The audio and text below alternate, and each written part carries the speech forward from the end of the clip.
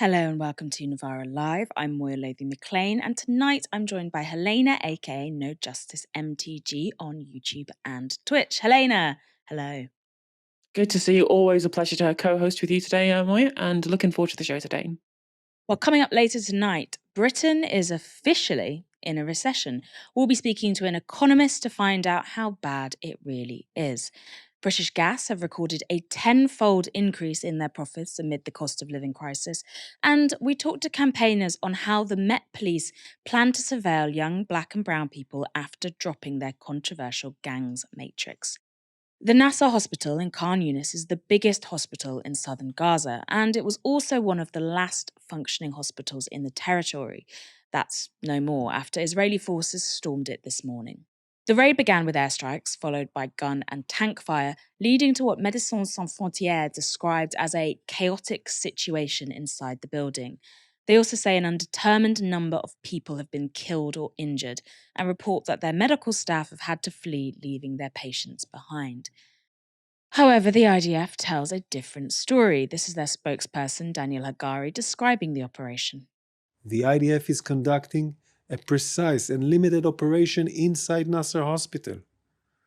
This sensitive operation was prepared with precision and is being conducted by IDF special forces who underwent specified training for this mission.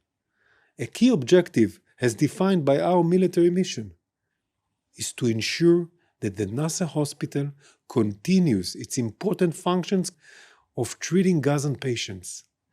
We communicated this in a number of conversations we had with the hospital staff over the last few days. We emphasized that there is no obligation for patients or staff to evacuate the hospital. However, we have been urging other Gazans in Arabic, on the phone, and via loudspeakers to move away from the danger that Hamas puts them in. So, to be clear, the IDF has shelled a hospital where it told medics and patients not to leave. Now, it's true that the IDF told the roughly 8,000 displaced Palestinians sheltering in the hospital to evacuate, but this is what happens when they follow that command. I left with my husband. He is blind. I was doing kidney dialysis. They destroyed the walls surrounding us, as well as Dr. Rizq's room. They ordered us to leave and fired at us. They fired bombs and rockets on our heads from the top. They demolished the building. We left from the door and we walked through sewage, along with my husband. The Israelis then took my husband and I lost my 2 bags. I cannot find them. Medics and journalists also appear to have been targeted after leaving the hospital. This was posted to Instagram by Salah Al-Jafari. أنا صوت في إيدي. احتلال إسرائيل استهدفنا. احتلال إسرائيل استهدفنا. احتلال إسرائيل استهدفنا. يا الله. اسمع أعطيك ليك. إيدي تصوت في إيدي أنا. مش مشكلة يلا. خلاص يلا ندبر حالنا يلا انا بسوق اطلعوا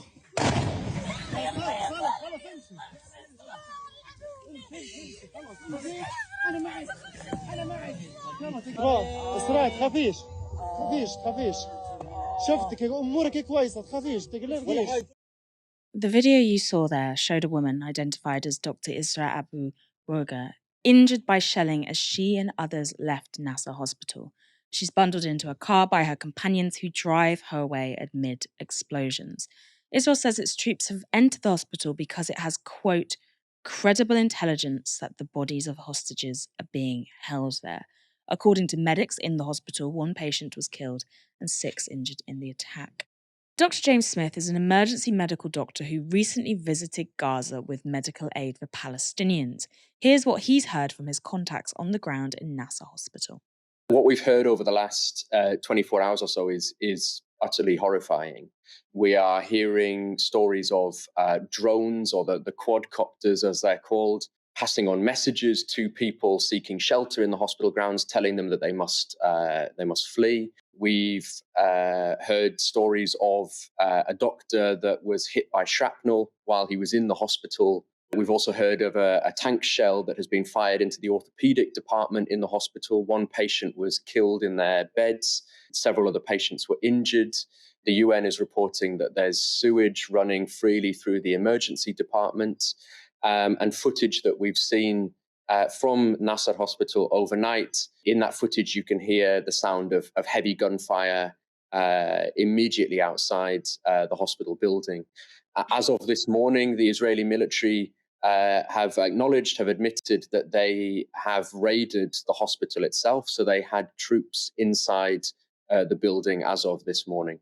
Hospitals provide essential medical care to, in this case, tens of thousands of people. There are so few hospitals that still have any semblance of a functional status that Nasser Hospital is providing care to a significant proportion of the population of the Gaza Strip. To lay siege to that hospital, to attack that hospital, and now to raid the hospital is catastrophic, almost beyond comprehension. My experience working in Al-Aqsa Hospital in the Middle area really sort of made very clear to me just how fraught the current circumstances are for Palestinian healthcare workers working in the Gaza Strip. We obviously know that several other hospitals across Gaza have been attacked, raided, damaged, destroyed. Many healthcare workers have been killed, a significant proportion of them while on active duty. We know that Shifa has been raided, much like Nasser Hospital has been now. The implications of this latest attack are, deeply concerning. I returned from Gaza on the 8th of January. In the month following, we've had provisional measures imposed by the ICJ, which are intended to protect the Palestinian people. With each passing day, the situation has only gotten worse, not better. Israel is also reported to be shelling near another hospital in Khan Younis. The Palestinian Red Crescent Society has said that IDF fire has resulted in material damage to the building of the Al Amal hospital, and footage from the PRCS shows the deadly risks that ambulance workers face in Gaza. This ambulance was carrying oxygen tanks from the Nasser hospital to the Al Amal hospital when it came under fire from IDF soldiers. According to the PRCS, Israel also falsely claimed that it had transported the much-needed medical equipment to the Al Amal hospital. People leaving Khan Younis are largely heading further south to Rafah, where 1.5 million displaced Palestinians are currently crammed against the Egyptian border. Israel has said it will expand its ground operation to Rafah, leading many to fear that thousands of Palestinians will be pushed over the border into Egypt, a push that would come with even more unspeakable border violence. Speaking at the United Nations, UN humanitarian chief Martin Griffiths gave this warning. The possibility of a military operation in Rafah, with the possibility of the crossing closing down, with the possibility of spillover, a sort of Egyptian nightmare, is one that is right before our eyes. Also at the UN was the head of the International Red Cross, who explained the difficulty in evacuating Palestinians from Rafah to the northern parts of Gaza. If war plans foresee the evacuation of the population, it is critical that they account for the reality of massive numbers of people moving across bomb-damaged roads and areas contaminated by unexploded weapons. Evacuations must ensure that civilians arrive safely and have satisfactory conditions of hygiene, health, safety, and nutrition. Questions such as how to safely transport the disabled, the elderly, the sick, and where such a large population can move and reside safely with basic needs met are critical to be answered in advance. And without these clear answers, without clear plans, without actionable plans, without feasible plans, the suffering, as I said, will be taken to new depths. Meanwhile, members of Netanyahu's cabinet have been making their intentions for Palestinians clear. Commenting on an article about the formation of a Palestinian state, Israel's finance minister, Bezalel Smotrich, said this: "We will in no way agree to this plan, which actually says the Palestinians deserve a reward for the terrible massacre they did to us, a Palestinian state with Jerusalem as its capital. The message is it pays very well to massacre Israeli citizens. A Palestinian state is an existential threat to the state of Israel, as was proven on October 7th. Kfar Saba will not be Kfar Gaza." While Israel's army conducts operations in Gaza, it's also bombing people in Lebanon. Israeli airstrikes on villages across southern Lebanon have killed 11 civilians, amongst them were 6 children, with the Lebanese security forces saying none of those civilians killed had any links to Hezbollah. The strikes were in retaliation for the loss of an IDF soldier killed by cross-border fire yesterday. A senior Hezbollah official has now said that the organization is, quote, prepared for the possibility of expanding the war. IDF spokesperson Peter Lerner explained Israel's position to Sky News. What I'm trying to get at is whether what we have seen in the past 24 hours directed towards Hezbollah is retaliation for what has happened to Israel, what they have done to Israel, or whether we are likely to see more of this. We are going to see the tempo of this assault on Hezbollah continuing to escalate. I certainly hope not. We are, as I said, we still maintain a defensive posture, but terrorists that are launching attacks against us. You know, we have a soldier that was killed yesterday in a strike conducted by Hezbollah. And so we went after the perpetrator of that attack. And that is precisely the very clear message that if you come at us, don't expect to be protected. Our defensive posture and our presence and our understanding of the reality is one that Hezbollah is choosing to escalate the situation. Our goal is to defend the people of Israel, to defend our communities in the north. As I said, 100,000 people have been evacuated from their homes, displaced in their country because of Hezbollah's aggression against us. That's an unacceptable reality for Israel. We need to make sure that Hezbollah are moved. We need to make sure that our border is secure and the people can get back home. The escalation of hostilities continued today, with Hezbollah claiming responsibility for a rocket attack on the northern Israeli city of Kiryat Shimona. Now, Helena, let's go to the domestic situation, because we saw David Lammy share a call for Israel to adhere to the ICJ ruling and saying that a military offensive in Rafah is unacceptable. This is a definite shift in Labour's position. If Labour starts to oppose what's going on, does that put real pressure on Rishi Sunak to act?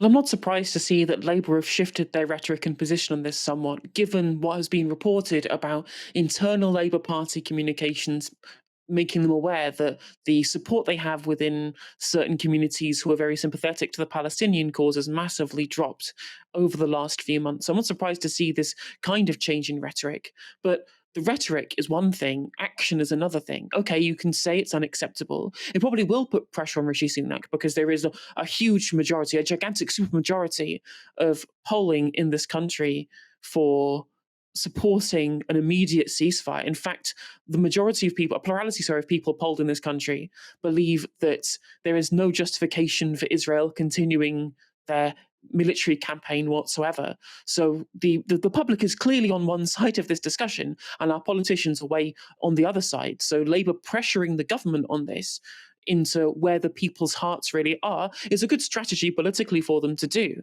Of course, the pressure is just to change the rhetoric from the government. I mean, at this point, we're really still in this position, as I've said before, where people will say, oh, well, they have to maintain international law. They have to adhere to the ICJ ruling. Okay, is there consequences for when they don't do that? Is there consequences for them breaking international law? Are we still going to sell them weapons? Are we still going to not have an official call for Are we going to vote for a ceasefire when the SNP table it in the Commons very, very soon? These are things which actually have not just symbolic but also material relation to what's happening in Palestine, specifically with regards to arms sales. Again, we can have these discussions around arms sales to plenty of other countries too, but Israel is currently the one committing ethnic cleansing in Palestine. So you can spend all of you can go blue in the face saying how unacceptable the incursion to Rafah is. But unless you're calling for there to be a halting of arms sales immediately to Israel, we're still culpable, and the words are at least somewhat empty. For Lent, the UK has decided to give up growth. Yes, that's right. The UK has officially entered a recession. News that will come as no surprise to anyone who's noticed how dead our city centres have become. It's bad news for everyone, but especially for the Tories, because they've made growing the economy a central plank of their pre-election platform. At least that's what they say outwardly. This was Chancellor Jeremy Hunt responding to the news. We always expected growth to be weaker while we prioritised tackling inflation. That means higher interest rates. And that's the right thing to do because you can't have long-term healthy growth with high inflation, but also for families when there's a cost of living crisis, when the cost of their weekly shop is going up, their energy bills are much higher, it's the right thing to do. The underlying picture here is an economy that is more resilient than most people predicted. Inflation is coming down, real wages have been going up now for 6 months. And if we stick to our guns, independent forecasters say that by the early summer we could start to see interest rates falling, and that will be a very important relief for families with mortgages. It's a pretty wild take, isn't it? A shrinking economy is a robust economy. Now, a recession is defined as 2 consecutive, that's back-to-back quarters of economic contraction measured by GDP. The third quarter of 2023 saw Britain's economic output shrink by 0.1%. The last quarter of the year saw a 0.3% contraction. Likely factors in the downturn include the cost of living crisis, resulting in less spending by consumers, as well as low productivity. This week, the number of people not working due to long-term illness hit a record 2.8 million. That's also hardly surprising when there are now 7.6 million people languishing on NHS waiting lists, yet another Tory failure. And leaks from the Treasury suggest that could get worse, because Jeremy Hunt, at least until yesterday, was apparently looking to cut public spending in order to fund tax cuts before the next election. Really, chopping off your nose to spite your face. Chancellors don't normally discuss their budgets before announcing them for fear of startling the markets. Nonetheless, Hunt gave this hint about his direction of travel. I do believe, if you look around the world, that the economies, as we were talking about, like the United States and Canada, which have lighter taxes, particularly lighter taxes on business, tend to grow faster. But I would only cut taxes in a way that was responsible. And I certainly wouldn't do anything that fueled inflation just when we're starting to have some success in bringing down inflation. Are you prepared to constrain public spending even further to fund tax cuts? Well, you'll have to wait for the budget, for the decision that the Prime Minister eventually make. But what I would say is that I was Health Secretary for nearly 6 years. I negotiated a lot of extra money for the NHS. I'm a passionate supporter of the NHS and all our public services. But in the long run, the best thing that I can do as Chancellor for the NHS is to make sure that our economy is growing healthily. So what you will see in everything I do in the budget on March the 6th is prioritising economic growth. Well, if you want to prioritise economic growth, why don't you fund industry? Why don't you tax massive corporate profits? Why don't you nationalise the private companies that have taken over our institutions so that we don't have to have all these little tax cuts to scrape little bits of money here and there, and our public services actually work because we're getting bang for our taxpayer buck. Anyway, when Hunt talks about prioritising economic growth there, he's talking about GDP, which is the total value of goods and services produced in the country. But that's only one measure of how well an economy is doing, and it's pretty arbitrary to focus on it over other measures. Pundits today have been keen to characterise the recession as merely technical because the shrinkage in GDP has been relatively small. But when we look at other economic measures, the picture is, I'm afraid to say, much bleaker. The black bars on this Bloomberg graph show the total GDP, the measure that shows the UK economy has slipped into recession. But the red bars show GDP per person, so many Ps, which gives a good indication of how changes to the economy are felt at the individual level. Hint, bad. And that measure shows that the UK has been in recession since the second quarter of 2022, with shrinkage or no growth over almost the last 2 years. It also shows that the downturn has been accelerating quarter on quarter since the beginning of 2023. That economic hit at the individual level has been catastrophic. At the end of 2023, real wages, that's wages adjusted for inflation, were at the same level as early 2008. And that means that wages have been stagnant since the 2008 global financial meltdown. An article from the New Statesman put those figures into context, saying this: 15 years of no real pay growth is something Britain has not experienced in the 250 years since the Industrial Revolution. The big picture then is one of a stagnant economy and a serious squeeze on living standards. Many Britons will no doubt be surprised to learn that the recession has only just become official. They've been experiencing one since 2022. There's no denying that the Tories have overseen 14 years of economic failures, and today's figures just bring what we've all felt into sharper focus. But what would Labour do about it? Just last week, Keir Starmer ditched Labour's bold flagship economic policy to invest £28 billion a year on green national infrastructure. With that now off the table, what's left of Labour's economic agenda? Shadow Chancellor Rachel Reeves gave a press conference this morning. She was asked what difference there was between Labour and the Tories' economic plans. Unlike this Prime Minister and this Chancellor, Keir Starmer and me have got a real plan, a concrete plan for growth. And don't just take our word for it, take the word of the businesses who have helped us devise these plans, whether it's reform of planning or of pensions, the National Wealth Fund and GB Energy. This is all about getting the growth in our economy that we need. The Conservatives have no plan. We have a serious plan that we've worked on with business. Something tells me that building your economic proposals in the interest of business isn't necessarily going to be in the interests of ordinary people. Well, to take us through all this, I'm joined now by economist Richard Murphy. Richard, first of all, what is the actual answer to a recession? And will the government or Labour be willing to do it? Oh, the answer to a recession is incredibly straightforward. You need more spending. It's simple and it's straightforward. And the only person, agency that is able to deliver extra spending at the moment is the government. And therefore, the government has to spend more. It is simple, it is straightforward, and that has to be the answer. Tax cuts cannot beat a recession. Austerity cannot beat a recession. Cutting investment, which is what Labour is planning, cannot beat a recession. Only more government spending can. And it either spends on investing, which is exactly what Labour has said it won't do. So, in fact, it needs to spend that 28 billion and quite possibly quite a lot more. And that would be directly the government expending the money into the economy, which, of course, if you listen to a Tory, if you listen to the BBC, frankly, you'd think that money is just poured into an empty pit. But it isn't. It becomes people's wages. And then they spend money and they pay tax on that. And then the people who receive the next stage of it pay tax as well. And the money is expanded through a multiplier effect. In fact, very often, if you spend money on investment from the government, you end up with more back in tax than you originally spent.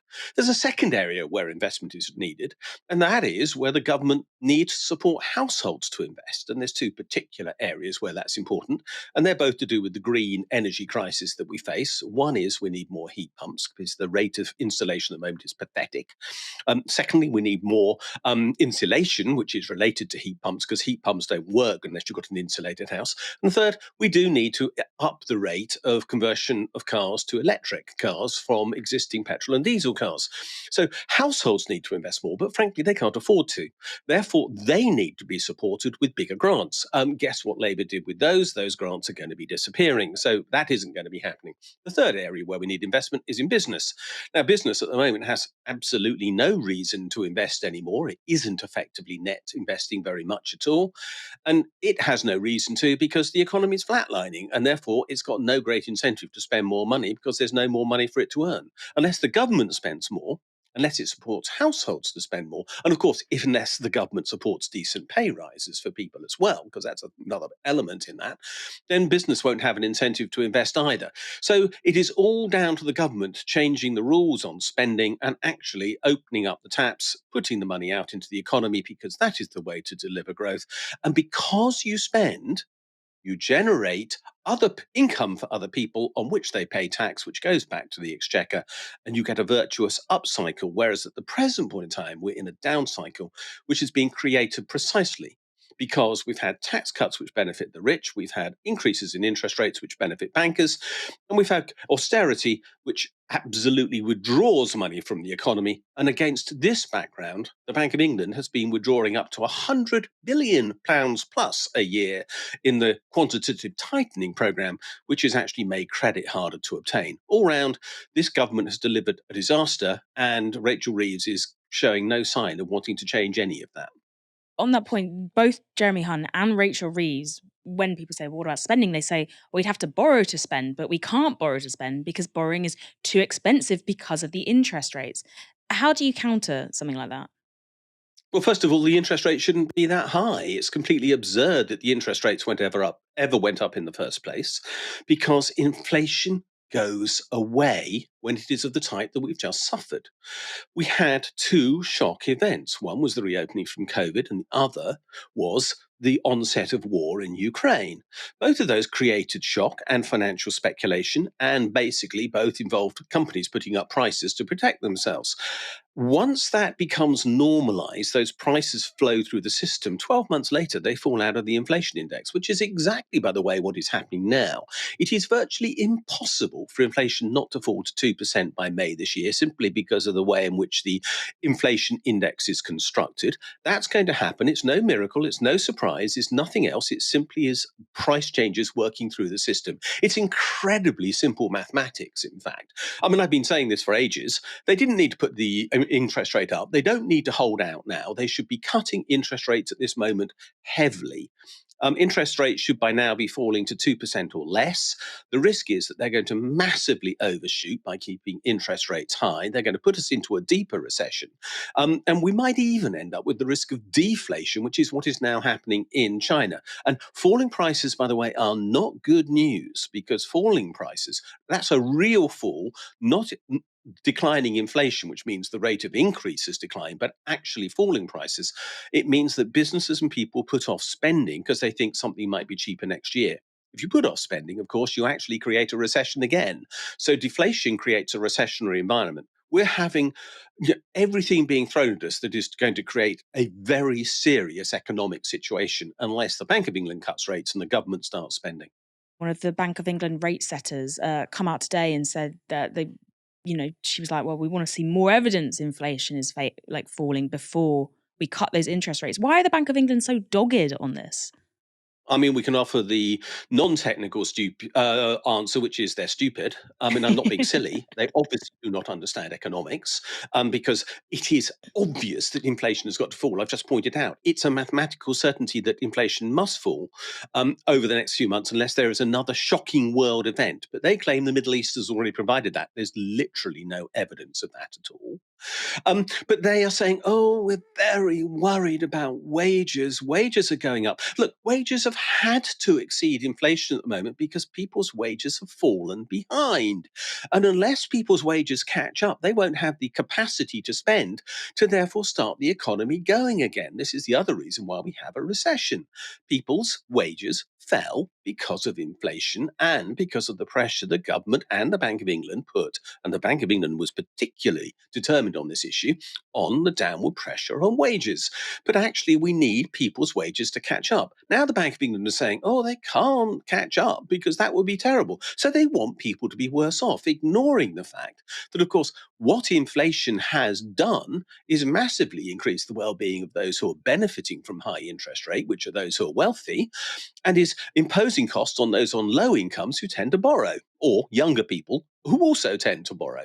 So this is, just a conspiracy against, ordinary, if I might describe people as any person as ordinary, those who are on average levels of income, which I'll describe as ordinary in this sense. So this is just dire economics designed to protect the interests of a particular interest group in society called the wealthy. It's a pleasure to be described as ordinary on my part.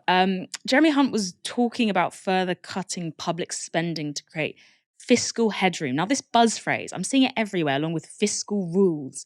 What do they mean in practice? There are no such things as fiscal rules. There is no such thing as fiscal headroom. A fiscal rule is made up by a chancellor who wants a reason to constrain the level of government spending so that they can maintain the level of the private sector activity in the economy so that they can continue to fuel government money towards the private sector so that it may be extracted by way of profits to fuel the interests and the benefits of, well, whoever it might be, privatized businesses, outsourced agencies, whatever. So they are trying to limit the size of government. There is no such thing as a fiscal rule. They don't exist. They are always subject to change. And fiscal headroom simply means, oh, I thought of a number And now I've discovered that I was a little bit too cautious, first of all. So now there's a little bit more space to spend money. It's just make believe. It's fantasy economics. It's easier to believe in the most absurd of claims by some religious sects than it is to believe in these economists who make up things quite as crazy as fiscal rules and fiscal headroom. They are just, like weird sect beliefs. Talking of potentially fantastical beliefs, we had the report that the OBR had handed a load of figures to Jeremy Hunt and said, we're now in recession. What role are the OBR currently playing in directing economic policy, and is it useful? I don't think the OBR is particularly useful, particularly because they are required to use the figures given to them by government. They're not allowed to make up their own numbers. So they say they've given the government projections, but what the government has said is, this is what we're going to do. Now, can you turn those into a 5-year forecast and then give them back to us? And then we'll say that an independent agency has reviewed them and said they're okay.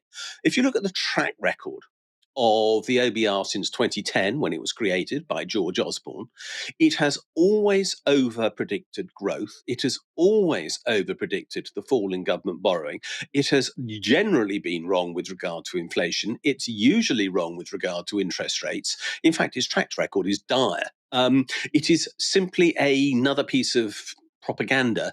And remember that the OBR is actually a bunch of people sitting in the Treasury, in reality employed by the Treasury and marking the Treasury's homework.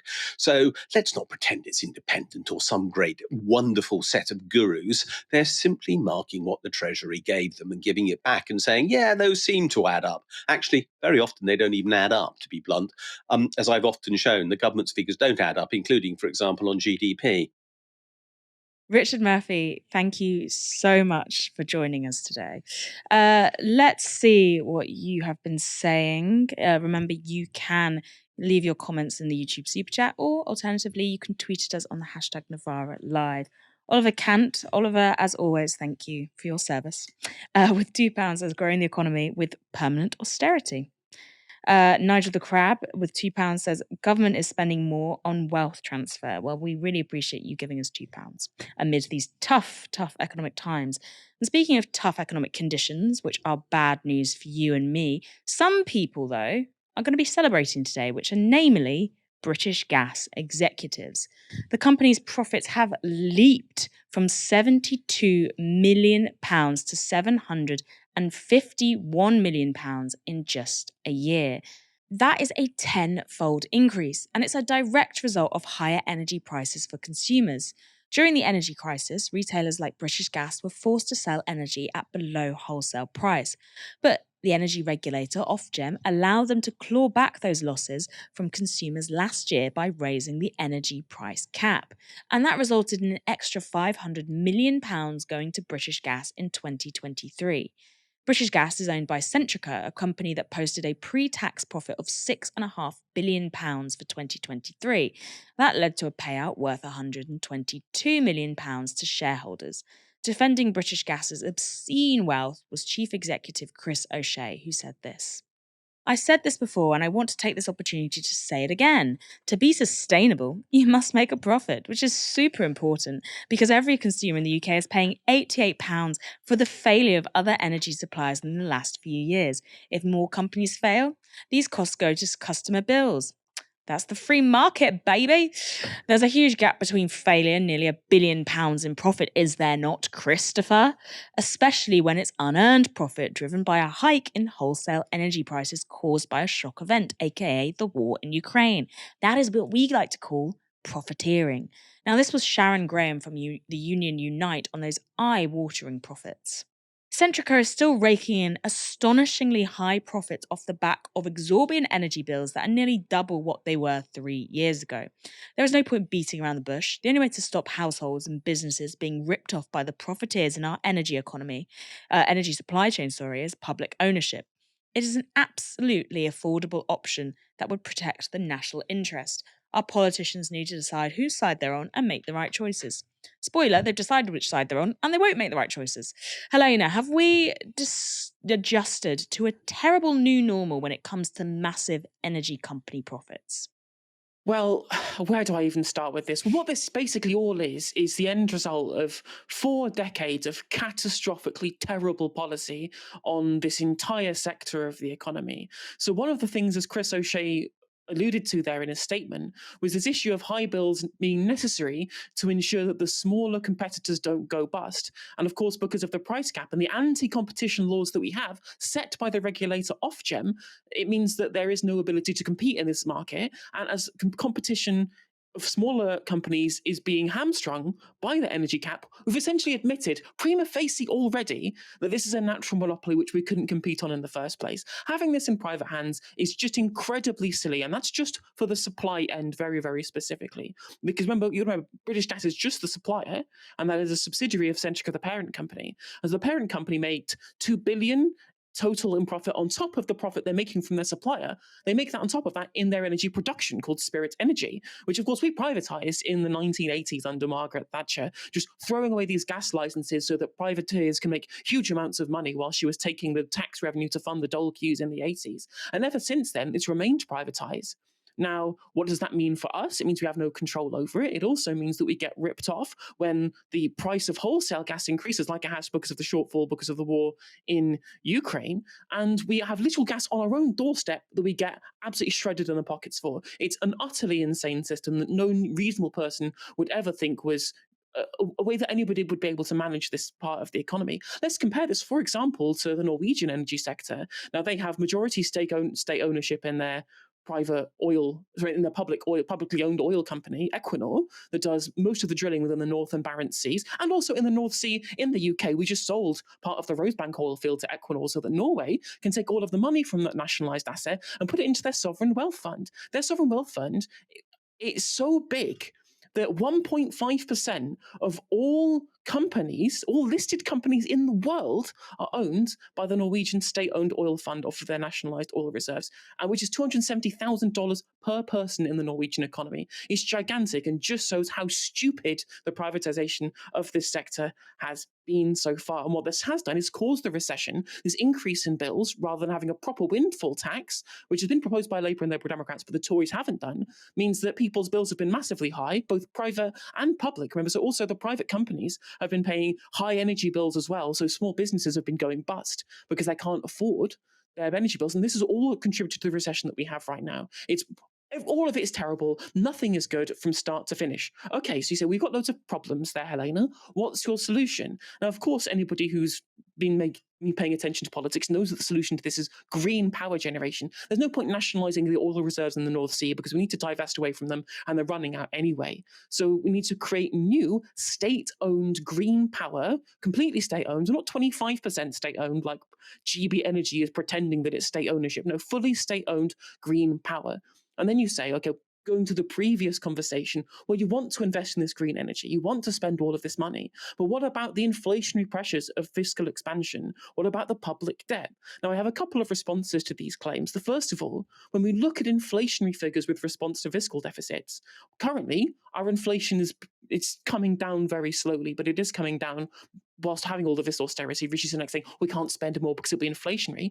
You look over the United States, they passed the Inflation Reduction Act. They had $1 trillion of investment in green energy, green power, and the green transition over there. That's a 7% budget deficit into the supply side of the economy, which of course you increase the supply overall, and that is a limiting factor on inflation because inflation is when demand outstrips supply. Now, what's this 7% deficit led to? It's led to jobs up, unemployment is lower, wages are increasing, bottom quartile wages in America outpacing inflation and have done for a very, very long time. And inflation is still coming down there, despite it being somewhat demand pull inflation there too, because they've invested in the supply side.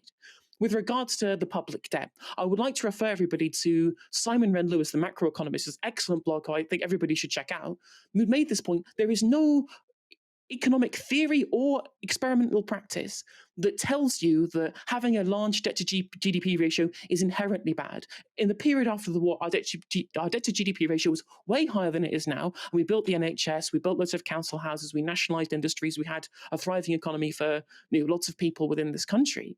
and compare it to what we have now. Our debt to GDP ratio is lower than France's, but they're better off than we are because they nationalised their energy sector. So there's no actual evidence as to why a large debt to GDP ratio is bad. So the final point I'll make, the solution has to be Rachel Reeves must drop her fiscal rule of debt to GDP ratio falling by the end of the economy. Falling by the end of the first parliament. There's no reason for it other than ideological, because you want to stick to a certain number for political reasons. All it's doing is hamstringing us from having a green transition, from growing our economy like they say they do in their 5 missions. And if they don't do that, we'll have continuity austerity that will immiserate our economy and leave us being the continual sick man of Europe. It's kind of crazy for a country that did so much to embed capitalism around the world. We're so bad at it. The Metropolitan Police has announced that they are dropping a controversial intelligence tool after years of campaigning by human rights groups. The gang's violence matrix was launched in 2012 as a response to the 2011 London riots, and the Met said it would help them tackle serious violence by identifying gang members in London. According to the Met, only people who had been explicitly identified as being a gang member would be included in the database, and this is how the Met defines a gang. A relatively durable, predominantly street-based group of young people who, 1, see themselves and are seen by others as a discernible group, and 2, engage in a range of criminal activity and violence. But for years, human rights activists and organisations have been saying that the gangs matrix is racist and not fit for purpose. Here's how Amnesty UK have described the gangs matrix. A racially discriminatory service that stigmatises young black men for the music they listen to or their behaviour on social media. In 2020, Amnesty released a report digging into the gangs matrix, and it found that of the nearly 4,000 people on the matrix, 78% were black and 99% were male. And this was despite the Met's own data showing that only 27% of people responsible for serious youth violence are black. The youngest person on the matrix was only 12 years old. Inclusion on the matrix could come about from surveillance of a person's social media activity, or whether they were found to have downloaded certain types of music, like grime. In 2018, the matrix was found to have breached data protection laws by the Information Commissioner's Office, and the Met were told to sort it out. But 3 years later, the ICO said the Met had met its recommendations around the matrix. This wasn't good enough for campaigners, though. So in 2022, policing watchdog Unjust UK brought a legal challenge against the Met, with the help of human rights organisation Liberty. The case challenged the legality of the matrix, saying that efforts to reform it had failed. The Met decided to settle before the case was heard at court. They agreed to, quote, wholesale change the matrix and admitted the database was unlawful. 2 years later, this week, the Met announced they are discontinuing that matrix altogether. And here's what they said. In October 2022, we committed to the complete redesign of the gang's violence matrix. We've been considering how it can best make assessments and meet operational challenges. Responding to feedback from a range of sources, including the communities we serve, we've decided to discontinue use of the gang's violence matrix. This took effect on the 13th of February 2024. But while the Met is scrapping the gang's matrix, they said they will still be using an intelligence tool to tackle violence. The force says that they will adapt their violence harm assessment system, which will target, quote, violent offenders rather than vaguely defined gang members. I'm now joined by Hope Chilokwe-Mullen, a community organiser with the Forefront Project. Hope, what is the violence harm assessment tool? The violence harm assessment, as far as we know, is another form of database like the gangs matrix. So like the matrix, it's an intelligence tool. It's a way for the police to collect information on people they deem to be at risk in some way. The way it differs, at least as the Met claims, is that it's not going to be specifically targeting gang members as such. So it's going to be looking at the most kind of violent offenders, what they say. Obviously, we have concerns with that and the fact that it's being used by the Met Police, an institutionally racist police force, as they all are. Our concern is that the people that are identified as potentially violent offenders are likely to be the same types of people that the gangs matrix identified were likely to be gang members, which is, majority working class, young black men and boys. Data sharing was also a massive concern around the gangs matrix because being on the gangs matrix could then later be shared with, institutions like housing associations, etc., and block the people who appeared on the gang matrix from accessing key public services. The Met have said that data sharing won't be blanket with the violence harm assessment, but it will be case by case. Does this make a difference at all? Even though it's meant to be not sharing as much data, they still are admitting that they will be sharing data. What the Met deems to be as, case by case rather than blanket, I think we'll only see what the impacts are, but it's definitely worrying for us. Any police surveillance tool is definitely worrying for us, but we've seen the impacts that the gangs matrix had in young people, like you say, young people that we work with at Forefront who were unable to register for college, who were blocked from opening bank accounts, refused driving licenses. This information was used in court cases, ended up with people being convicted under joint enterprise. So I think even a case-by-case sharing of data can have a really, really damaging impact on people. So we definitely have concerns that in the way that the gangs matrix caused a lot of harm, the violence harm assessment has an equal opportunity to cause the same harm. From your work with those young people at Forefront, do you think it's the databases themselves that are at fault, a database that's been built wrong? Or is it the institutions behind the database? Is this just the problem with a gangs matrix individually, or is this a wider issue with the way policing is conducted? The issue definitely isn't just the gangs matrix. I think they're both an issue in different ways. I mean, we know that the Met Police is a racist institution. So anytime that they try to come up with a way of apparently protecting the public from some kind of violence, it ends up being, increased harassment and criminalization of Black and racialized communities. We know this. But I think also there's a wider issue of surveillance and databases being used as a way to prevent harm. And that is partly from the police. But also we're seeing it happen in schools. Schools are creating their own databases of apparently high-risk criminal individuals. And I think there's definitely a joint issue, partly of, trying to tackle harm through surveillance and partly of the police. And I think what we think at Forefront, at least, is that the whole approach to harm is wrong. We need to be starting with really looking to heal young people and people in general. If we want to tackle violence and harm in communities, the way to do that is not to surveil people, to criminalize them. It's to work out the root cause of the issues and really try and, lead with peace, healing, justice, and support people rather than criminalizing them and surveilling them, which is what the police are doing. What does Forefront want to see happen now with the violence harm assessment? How does the organisation want those harms to be confronted in a way that's actually helpful for young people? There is harm happening in our communities. We would never dispute that. But part of that harm really comes from the state and these policing institutions. So one of the ways to deal with that harm is to limit the powers of the police so that they no longer have this opportunity to harm our young people. But we also want to see, investment in community infrastructure that means that young people can get the support they need when they experience harm so that they can rectify it in peaceful ways, but also support they need to live thriving lives. And part of that also, we're talking about the gangs matrix, is about how to repair the harms that the matrix has done. We're seeing that the matrix has now been scrapped and the violence harm assessment has been brought in, but we still haven't seen justice for these young people whose lives have been really deeply affected by the matrix. So many young people, have been through a lot of trauma and really painful situations thanks to the matrix. And now that the matrix is scrapped, they've just been kind of left to deal with that, to pick up the pieces. Lots of people don't even know they were on the matrix in the first place.